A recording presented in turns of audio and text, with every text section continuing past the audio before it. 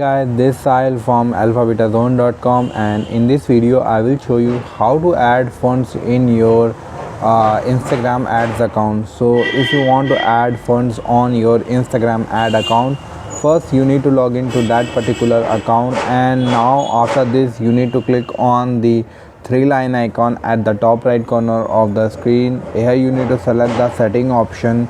Under setting option you will find lots of options, but you need to select the third option, creator.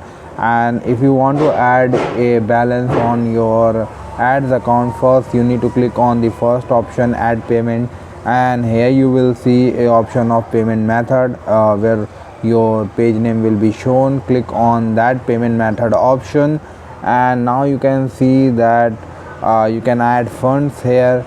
If you want to add fund, you need to click on add fund, and here you can enter the amount how much you want to add in your fund. And after adding fund, you can choose your payment method like debit card, EMI, or net banking, or anything else which is available in your country. After adding fund, your fund will be added into your Instagram account, and you can run ads easily. So this is the way to add funds in your Instagram ads account. I hope this guide was helpful. If you like this video, please subscribe to our channel.